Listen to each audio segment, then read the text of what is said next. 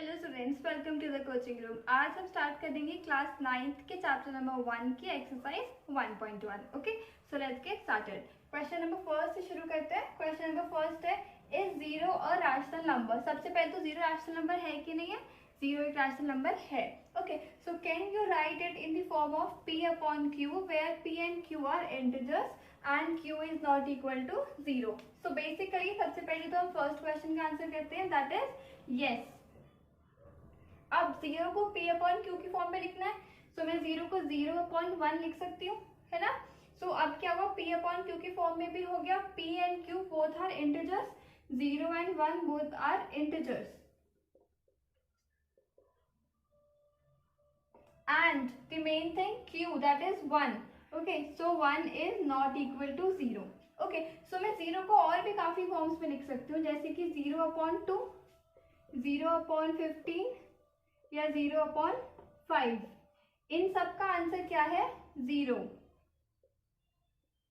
ठीक है, सो ये हो गया फर्स्ट क्वेश्चन कि हम जीरो को p अपॉन क्यू की फॉर्म में और p एंड q जिसमें इंटीजर्स हो, q is not equal to 0 कैसे लिखेंगे? ऐसे। ठीक है, सो कोई भी हम रैशनल नंबर लिख सकते हैं। इसमें न्यूमिनेटर आपका 0 रहेगा और डिनोमिनेटर आप कोई सा भी चूज कर सकते हो। सेकेंड क्वेश्चन क्या है? Find 6 rational numbers between 3 and 4. Okay, so हमें 3 and 4 दैट आर इंटीजर्स, ये दोनों इंटीजर्स है। अब हमें इन दोनों के बीच में रैशनल नंबर्स फाइंड करना है। सबसे पहले इन दोनों को रैशनल नंबर पर बना लेते हैं। तो कैसे लिखेंगे? 3/1 एंड 4/1। ओके, अब क्या होगा, मैं इन दोनों की डिनोमिनेटर सेम बना लेती हूँ। सो मैं सब चारों जगह मल्टीप्लाई कर रही हूँ 10 से। क्या आंसर आ गया? 30/10 एंड 40/10। सो मुझे इन दोनों के बीच के रैशनल नंबर्स लिखने हैं।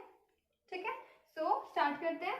30 है और 40 है, तो इनके बीच के हो गए 31/10, 32/10, 33/10, 34/10, 35/10, 36, 37/10, 38/10, 39/10 एंड 40 नहीं आएगा। सो ये हो गए हमारे। ठीक है, अब हमें क्वेश्चन में क्या है? फाइंड 6। हमें 6 रैशनल नंबर्स निकालने हैं। सो आप इन सभी रैशनल नंबर्स में से कोई भी 6 रैशनल नंबर्स आप लिख सकते हो। सो वो 6 रैशनल नंबर्स इन दो फ्रैक्शंस के बीच में तो लाई करेंगे, वो 3 और 4 के बीच में भी लाई करेंगे। ठीक है, सो ये हो गया क्वेश्चन 1 एंड क्वेश्चन 2। अब देखते हैं क्वेश्चन नंबर 3। सो क्वेश्चन नंबर 3 क्या बोल रहा है? Find 5 rational numbers between 3/5 and 4/5। सो ये हमें ऑलरेडी रैशनल नंबर्स में दिए हुए हैं। सो हम सबसे पहले फर्स्ट स्टेप क्या है कि दोनों के डिनोमिनेटर सेम बनाते हैं and increased and same. Okay, so मैं इनको 10 से मल्टीप्लाई कर देती हूँ।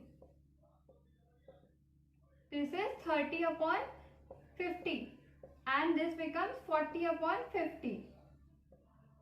अब सेम प्रोसीजर, हमें इन दोनों के बीच में रैशनल नंबर्स लिखने हैं जो कि इन दोनों रैशनल नंबर्स के बीच में भी लाए होंगे। सो 31/50, 32/50, 33/50, 34/50, ये हो गए 4 एंड 35/50। सो ये हो गए 5 रैशनल नंबर्स जो इन दोनों के बीच में और इन दोनों के बीच में लाई करेंगे। ठीक है, आप 35 के आगे 36, 7, 8, 9 ये भी लिख सकते हो, मतलब कि इनमें से कोई से भी 5 रैशनल नंबर्स आप लिख सकते हो। ये थे क्वेश्चन नंबर 3।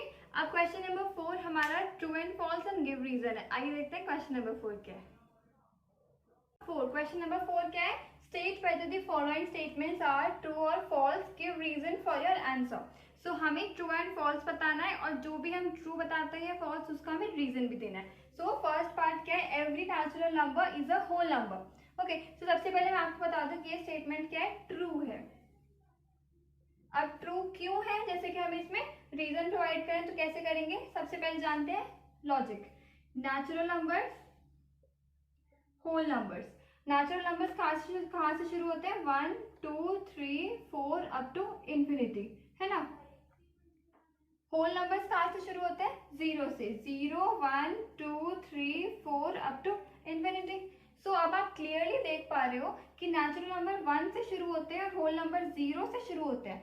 सो आपको नहीं लगता ये नेचुरल नंबर्स यहाँ पे भी है सेम, है ना। सो वही है कि every natural number is a whole number. So ये 1 के बाद कोई भी नंबर, सारे नंबर्स क्या नेचुरल, तो वहाँ पे कोई भी नंबर होगा वो होल नंबर में लाई करेगा ही करेगा। सो आप इसके रीजन में लिखोगे true since the collection of whole numbers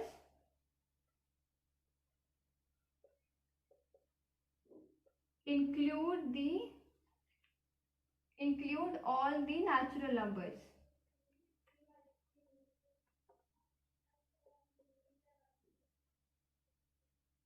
ठीक है, तो ये क्या है, ट्रू है। अब चलते हैं सेकेंड पार्ट की तरफ। Okay, so question number 4 part 2। Part 2 क्या है, every integer is a whole number. So हमें प्रूफ करना है कि every integer is a whole number. हम ट्रू बोलते हैं, फॉल्स वो सही है, कैसे। सबसे पहले मैं आपको बताती हूँ, ये है फॉल्स। ठीक है, अब ये फॉल्स कैसे है, जैसे कि हमने लास्ट पार्ट में पढ़ा था वैसे देखते हैं।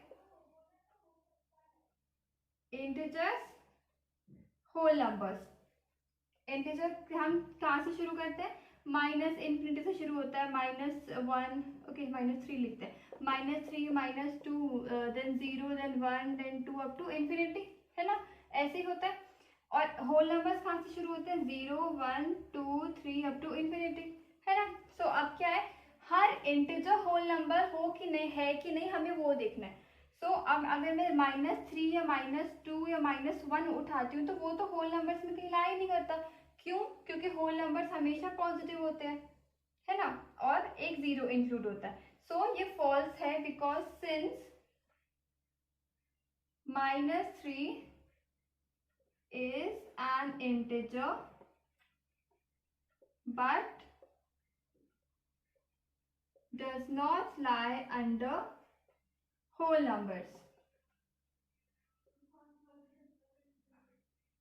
ठीक है, सो बट अगर यही स्टेटमेंट उल्टी होती कि every whole number is an integer, तो वो ट्रू होता, बिकॉज 0 से सारे एंड तक नंबर्स हमारे पास इंटीजर्स में भी है। ठीक है, ये हो गया सेकेंड पार्ट। अब चलते हैं पार्ट नंबर 3 की तरफ।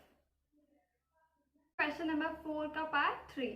पार्ट 3 क्या है, every rational number is a whole number. Okay, so सबसे पहले मैं आपको बताती हूँ कि ये है फॉल्स। अब देखते हैं कैसे फॉल्स है। रैशनल नंबर्स लिखते हैं एंड देन होल नंबर्स लिखते हैं।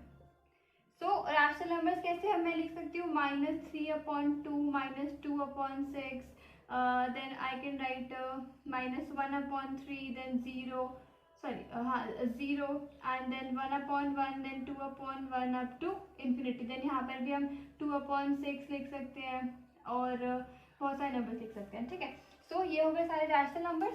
ये यहाँ से भी बहुत पीछे से शुरू होते हैं, बहुत एंड तक खत्म होते हैं। होल नंबर्स क्या है, 0 1 2 3 4 अप टू इन्फिनिटी। सो आप क्लियरली देख सकते हो कि ये जो नंबर्स हैं, ये सारे नंबर्स और including 2/6 and many all the fractions, so जिनके वो डिनोमिनेटर में 1 नहीं है, वो सारे फ्रैक्शंस आपके होल नंबर्स में नहीं आते हैं। Okay, so this is false and since -3/2 is not a whole number। ठीक है, सो -3/2 रैशनल नंबर है बट ये होल नंबर नहीं है। ओके, सो ये हो गई हमारी चैप्टर फर्स्ट की एक्सरसाइज 1.1। अब हम अगली वीडियो में डिस्कस करेंगे एक्सरसाइज 1.2। चैनल को सब्सक्राइब करना बिल्कुल भी मत भूलिएगा और आपको कोई डाउट होगा कमेंट सेक्शन में कमेंट कर सकते हैं। वीडियो को लाइक कीजिए और अपने फ्रेंड्स के साथ शेयर कीजिए।